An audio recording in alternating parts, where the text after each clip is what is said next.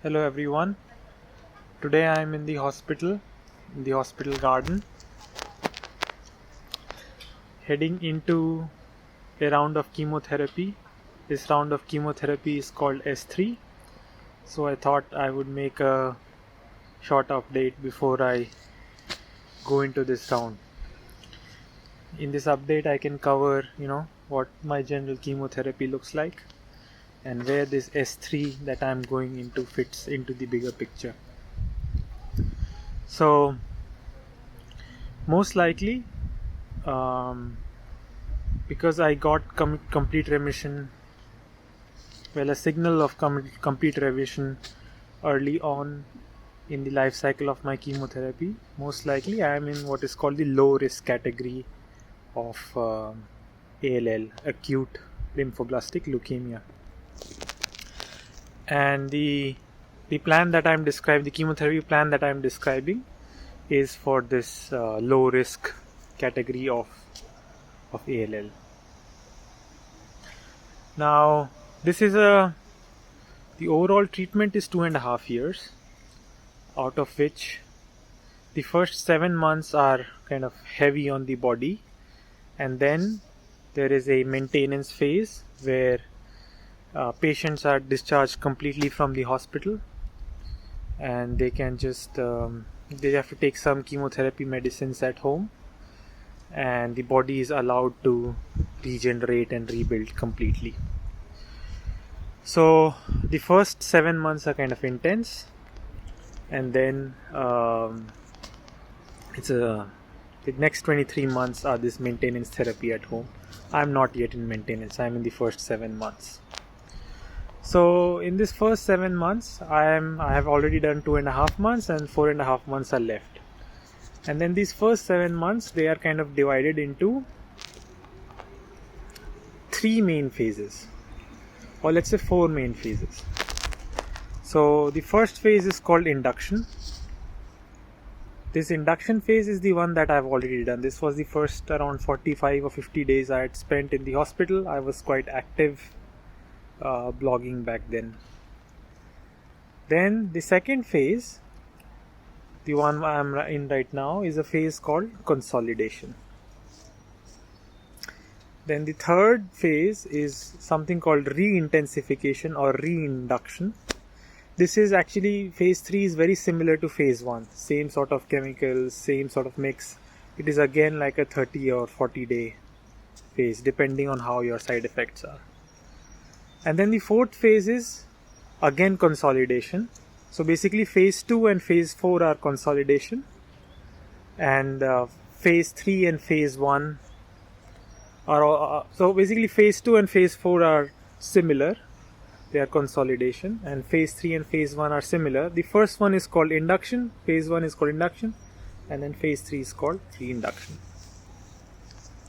So right now I'm in consolidation. Now the idea behind consolidation is that it's divided into cycles. Each cycle lasts 2 weeks, and in each cycle what is done is in the beginning of the 2 weeks, the patient is given a high dose of usually one chemotherapy chemical, and then the next 2 weeks are to basically handle the side effects of that chemotherapy chemical and allow the patient to regenerate a little bit, not completely, a little bit, and then the next cycle starts. And so in consolidation split, there are 9 of these cycles. They are called S1 to S9. S1 to S6 happen in this phase 2. So right now S1 to S6, I'm going through that. Then will come reinduction, and then will come S7, S8 and S9, which will be phase 4. So in S1 to S6, I have already done S1 and S2, and now S3 is starting today. So today they will start pumping chemotherapy into my body, and then today and tomorrow they will pump all the chemicals in, and then we'll have something like hopefully 2 weeks to recover from it. Now So I'm going into S3. I don't yet know what will happen in this in S3 and how my body will take it. I have no idea. And actually the doctors also don't give you much of an idea. Maybe they don't even know themselves. So, but sometimes I just feel like they don't give you an idea so that you're not scared going into any of these cycles.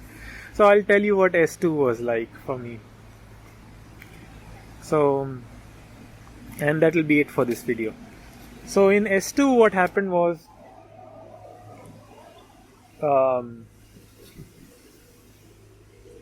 in S2 the main drug that's given in that cycle is a drug called Methotrexate. And Methotrexate has a really interesting history. It is actually one of the first widely used chemotherapy drugs ever developed. And it was developed in the 1950s, something like 1953 or 1955. And since then it has been in use in various kinds of blood cancers, but also solid cancers. And now its use has also spread to diseases beyond cancers like rheumatoid arthritis, etc. So it's an extremely versatile drug. And the story behind its development is there's this very illustrated researcher called Sidney Farber. Look him up. He's one of the greats of the medicine in the last century. He used to work basically at like a children's ward as a doctor in the 40s.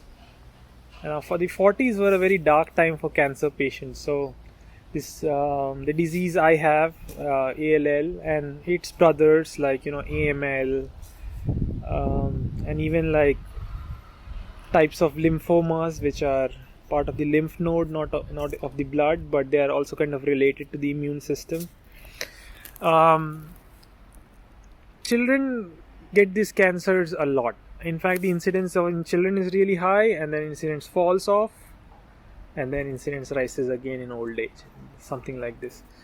And the prognosis for children were 1% of children would survive these cancers, because there was pretty much nothing doctors could do. Now, these 1% that survive, how did they survive? That's an interesting question. We'll come to that in one of these later updates I make. But like long story short, 99% of children would die in the 1940s of these cancers, and yet like doctors knew that what was happening, right? Like these cells were growing uncontrollably. And in that environment, Sidney Farber was one of these people who dedicated their careers to trying to save some of these children and teenagers, right? And kind of the main observation that they armed themselves with is the observation that when you give these children and teenagers folic acid, which is vitamin B12, like the forms of vitamin B12, their cancers would get worse. They would become more aggressive, the cell counts would go up, etc. And so there was this association between, okay, if you pump folic acid in the diet, the cancer is going to get worse. So they had the natural kind of thought, what if we kind of give something which is an antifolate, which the cells in the body absorb that chemical thinking that it is folate, but in reality it is not folate, and it's going to gunk up the metabolism once it's inside the cell. So it has to be like a set of chemicals that look very similar to folate, that are fooled by the immune system, that the cells take up, but once inside the cell they are not folate, and they gunk up the metabolism of the cell. And so Sidney Farber and their team synthesized 4 or 5 of these antifolates, and they gave it to children, and lo and behold, some small portion of children actually responded and their cancers were controlled. Now, this was not actually like, it was not a stellar result like 90% of the children survived, something like that. It's like 1 out of every 10 children responded or something like that. It was an improvement on the 1% survival rate. And in particular, they isolated like one chemical that worked very best but was like absolutely toxic to these children. Like the side effects were kind of not good. And then based on the idea, more and more compounds were tried, and then humanity settled on this methotrexate. And that's the story of how methotrexate came to be. And that chemical from 1953 or 1955 is still used today to treat ALL in adults like me and in children all over the world. So that's kind of the checkered history, that's kind of the colored history of this compound. And now when they gave me this methotrexate, they gave me an extremely high dose, probably the highest dose that is given in medicine. Because for all of these other diseases I'm talking about, the doses are usually lower. They are pretty much the highest for ALL and highest for teenagers and young adults like me. So comes in a high dose, and my initial reaction, my bodily reaction, is my appetite goes away or is reduced for 3 or 4 days, and I have, of course, then difficulty passing stool, and then there's hemorrhoids and stuff like that. So the first thing that kind of gunked up is the digestive system, but yet the digestive system recovers after 2 or 3 days, and I start wanting some food, then more food and more food, and by the end of 2 weeks, like